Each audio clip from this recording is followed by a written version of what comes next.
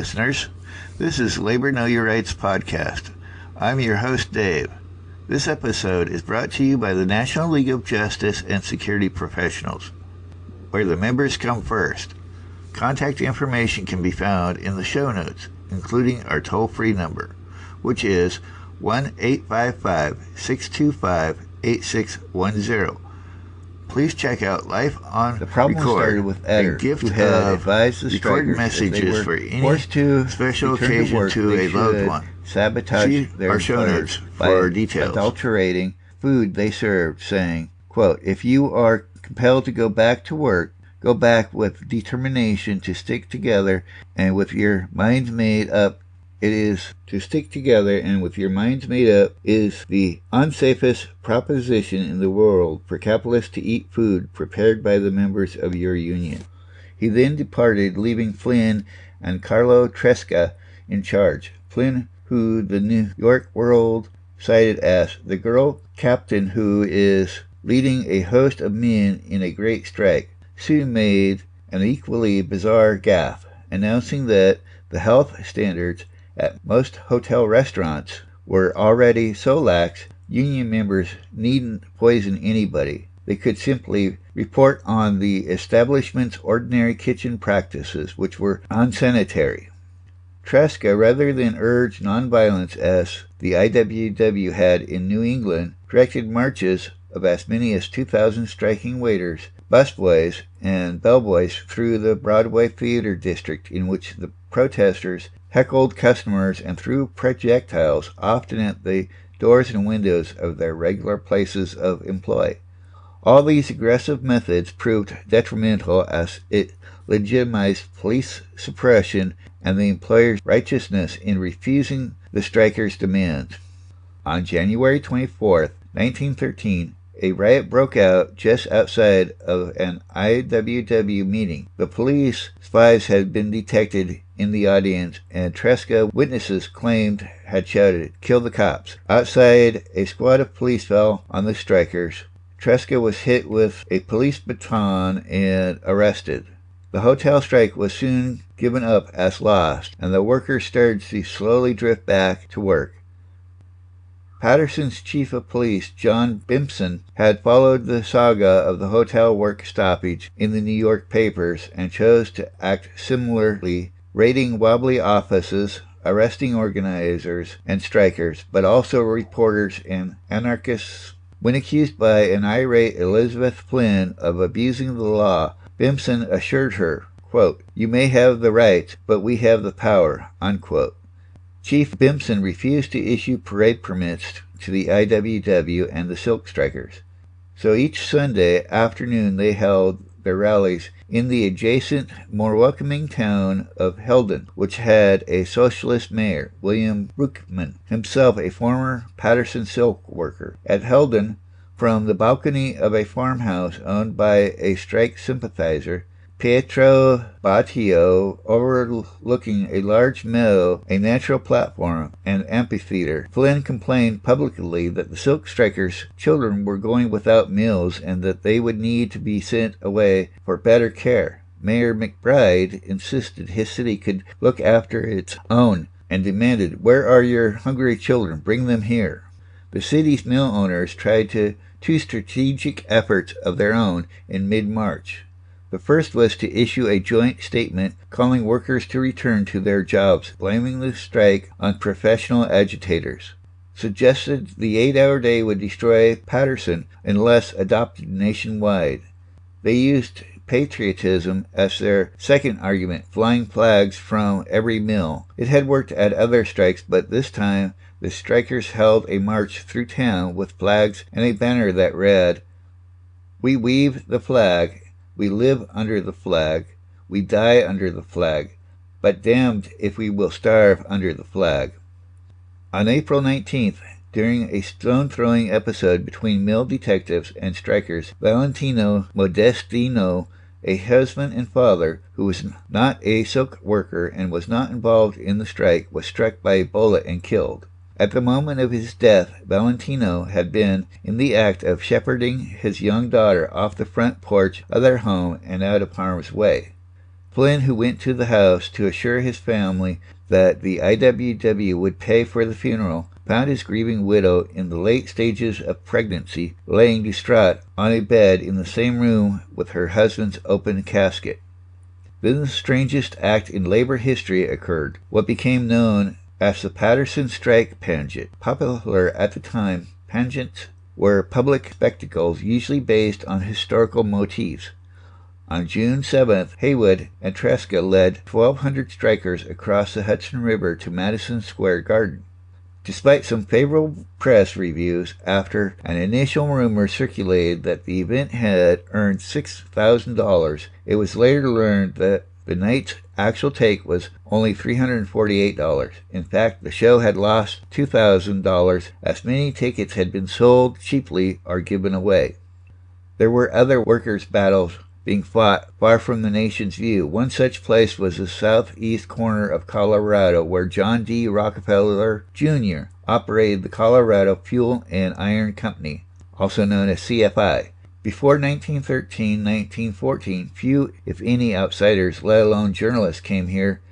No one to notice the extent to which the CFI and several smaller mine owners, Rocky Mountain Fuel, Victor, American Fuel, and Primrose Coal, among others, exerted complete feudal control over the region's coal miners, its communities, and its laws. The United Mine Workers moved to organize. The workers' goals were straightforward: better wages and working conditions, regular payment of wages, the fair weighing of the coal they dug, and the right to buy goods where they chose, rather than at the company store. The state of Colorado had mine reform laws on the books mandating an 8-hour day, semi-monthly wages, and a prohibition against the use of company scrip, rules routinely ignored by mine owners. Rockefeller was unbending in his attitude that he could ignore the UMW, coaching his position as a defense of the open shop, saying he would not allow American workers to be deprived of the right under the Constitution to work for whom they please. Governor Ellis M. Ammons had acknowledged publicly that the revered document was considered not to be in force in CFI's mining domain, as CFI owned all the houses, schools, saloons, churches, and stores, hired all the teachers, doctors, and ministers, and picked all the judges, coroners, sheriffs, and marshals. The CFI and other employers also began importing crates of rifles, machine guns, and ammunition, and hired company guards, some of whom worked for the Baldwin Felt Detective Agency. These men, whom a Colorado state inquiry would later term imported assassins, were despised on sight by the workers and indeed had been savaged in a poem titled Mine Guard by the wobbly writer Ralph Chaplin.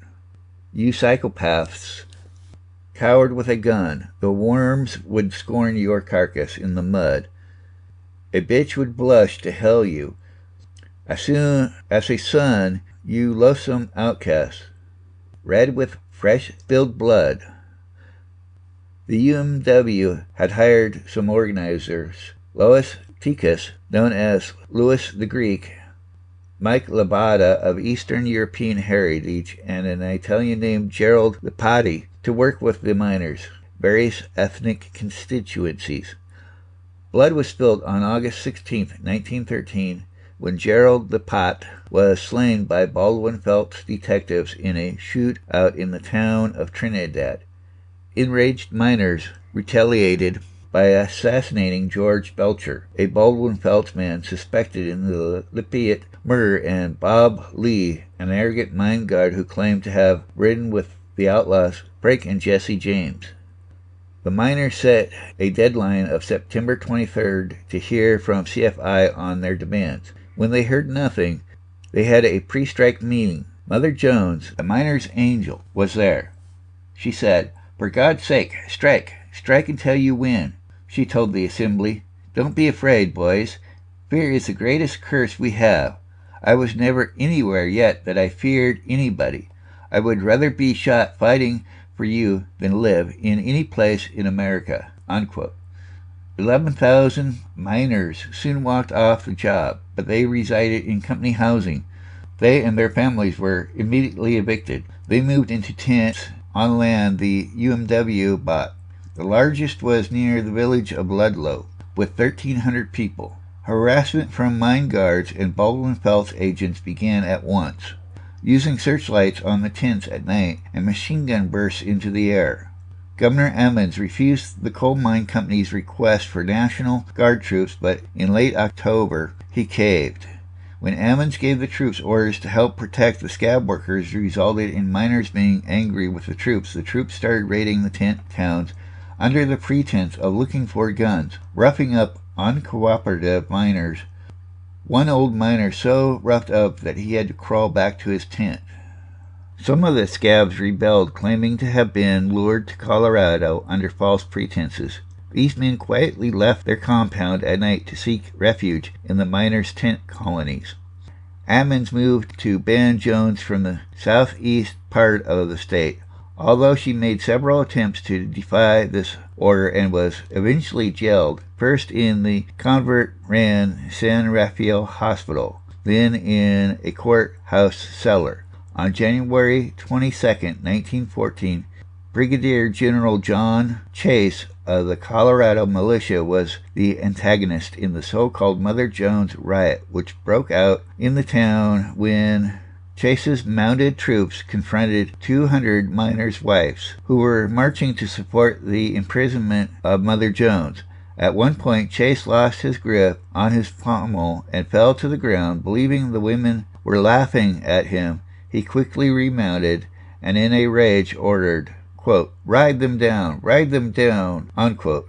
The troops surged their horses forward and, amid screams of protest, attacked the fleeing women, prodding them with their sabers and bringing numerous complaints of injury, including a victim who claimed a part of her ear had been severed. By the spring of 1914, the strike was more than 6 months old, and the ranks of the National Guard, due to state budgetary constraints, were drawn down to 200. Rumors of guns being brought into the tent colonies. Then on April 20th, a woman informed the troops that her husband was being held in the Ludlow tent town against his will. The task of confronting the strikers fell on 2 National Guard officers, Major Patrick C. Hamrock and Lieutenant Carl E. Tinderfelt. Major Hamrock called Tikas and ordered him to appear at the militia company camp. Tikas suggested they meet halfway at the small rail depot, which was agreeable to Hamrock. Tikas spoke with Hamrock and Tinderfelt at just before 10 o'clock. As they were talking, gunfire was heard from the direction of the colony, followed by a loud explosion. It has never been entirely clear what happened. Either some of the miners were positioning themselves in anticipation of an attack, and the soldiers perceived their movement as aggressive, or the soldiers simply opened fire. Tikas raced back to the colony, waving a white handkerchief as he urged men to return to their tent, while Hamrock telephoned his headquarters saying, quote, put the baby in the buggy and bring it along, unquote, in order to move a machine gun into the firing line. The miners retreated. The troops then descended among the tents, looting their contents and setting many afire. A total of 22 people died.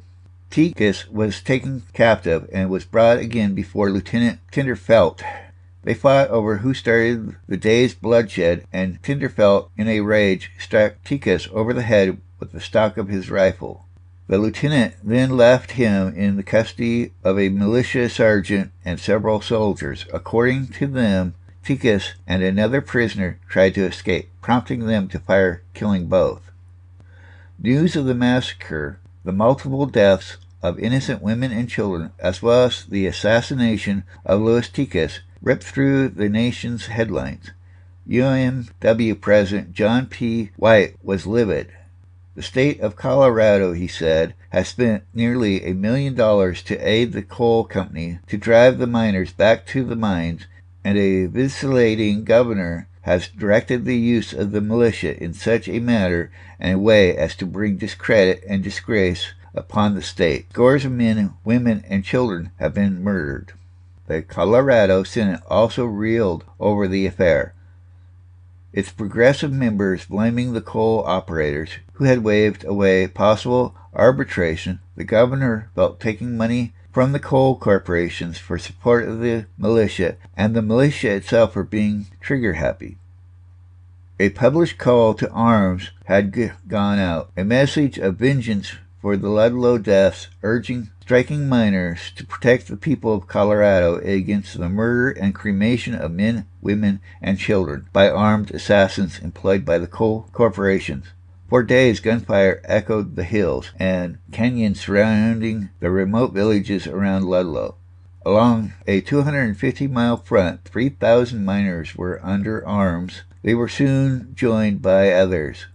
Passions were so heated and the impact of the strike on local commerce so extensive that after the burning of the Ludlow colony, all manner of men, teachers, bankers, drivers, sought weapons and took to the hills, creating one of the near approaches to civil war and revolution ever known in this country in connection with an industrial conflict. Several mines were destroyed, and 75 people perished during the 10 days of fighting. Governor Ammons vowed the militia would put down the insurrection. The Colorado Women's Peace League led a 1,000-woman march to the state capitol, took the building, and refused to leave until the president was alerted, who ordered 1,700 federal soldiers into the state. Despite a coroner's inquiry, a National Guard commission hearing, and a court-martial concerning the tent killings of the miners' families and the murder of Louis Ticas, no one was ever successfully prosecuted for any of the violence at Ludlow. The most damning evidence at the coroner's hearing came from the Colorado and Southern Railroad train crew, which witnessed the militiamen torching tents and firing at a group of women and children who were attempting to use the passing train as cover so they could escape the militia assault. The suffering of the Ludlow families resonated that spring in distant New York City, where there was labor agitation of a different kind. An estimated 300,000 jobless men had taken to roaming the streets, standing for hours on bread lines, or besieging relief agencies and church missions. Quote, "I asked permission to go into the church with the boys, and the priest would not give me that permission," Frank Tannenbaum, a youthful leader of the revolt, later testified. "I then asked for food, which was refused, and then for money, which was also refused. Then I said to the priest, 'So this is your Christian gospel?' And he said, 'Never mind about that. I will not allow you to talk to me in that way.' When the church hired guards to keep the masses away, the ragged, starving men bearing the black flag of hunger invaded the city's better neighborhoods," reported Mother Earth, home to the world's industrial potentates. The authorities threw the book at Tannenbaum, the young idealist, a court convicting him of inciting the riot and sending him to Blackwell's Island for a year, as well as fining him $500. There is no instance in the world's history where the effort of the slaves to free themselves have been considered legal. Rockefeller's war was having a dreadful impact on his and his family's reputation, as well as their personal safety. Congressional inquiry into the situation had concluded that Rockefeller had been negligent and arrogant about the management of labor relations for refusing to meet with the miners and rejecting outside proposals of mediation. Rockefeller, to his credit, started questioning his faith in the guidance of the Western managers of CFI and their claims that all the violence during the strike came from the miners. He hired a Canadian industrial reformer, McKinney King, who had been that country's Deputy Minister of Labor, to head up a fact-finding inquiry. CFI announced that they were now prepared to concede certain improvements to the Colorado miners, only to discover that many of these changes were already the law in Colorado, that the company had long stifled, and that their denial had been among the strikers' major grievances.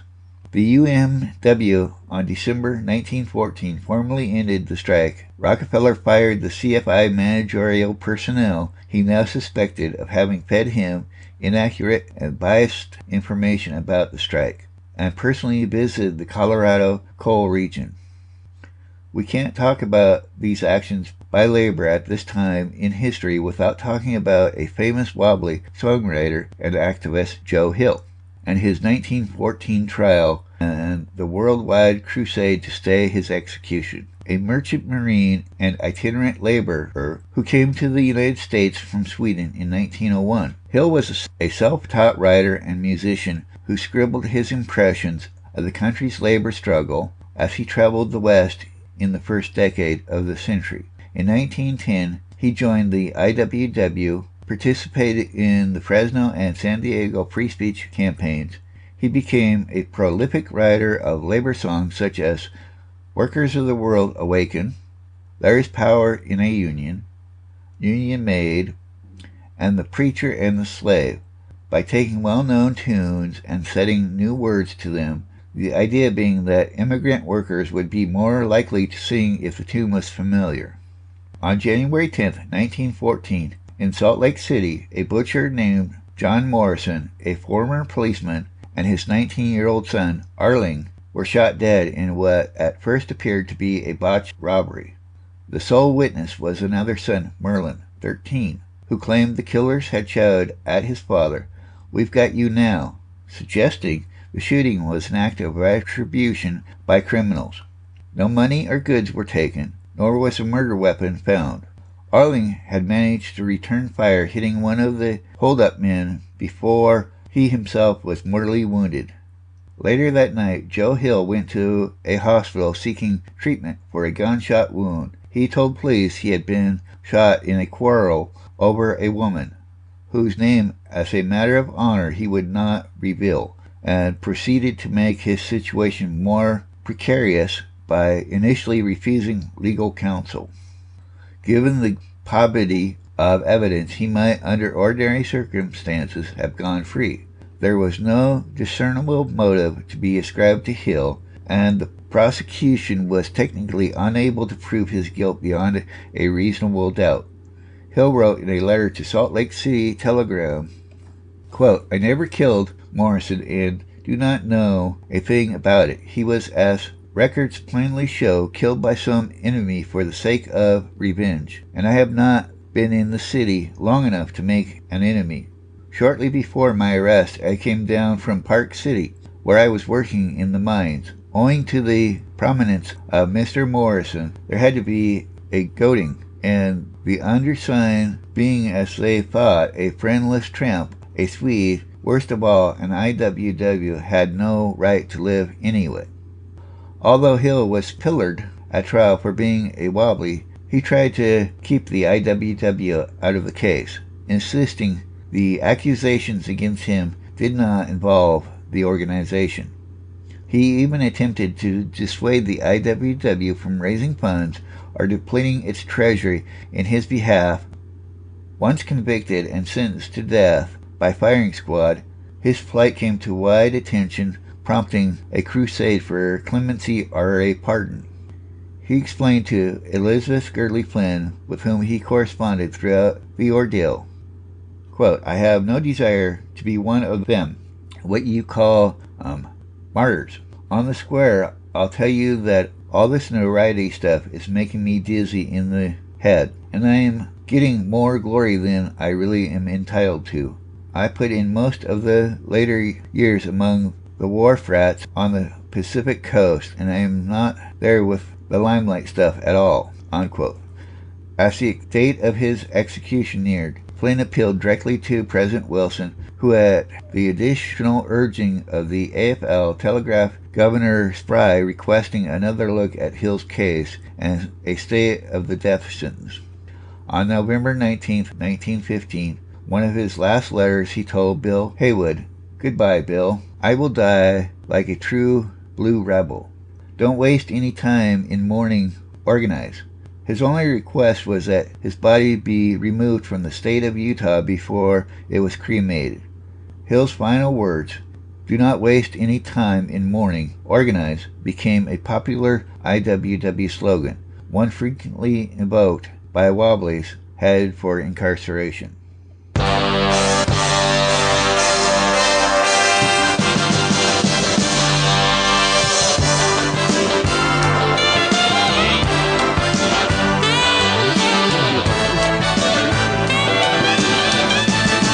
Podcast with your family and friends. Please rate our podcast on iTunes. It helps others find us. If you want to contact us to suggest a topic, have a question, or just want to say hi, our contact information is in the show notes, along with our sponsor, the National League of Justice and Security Professionals, where the members come first.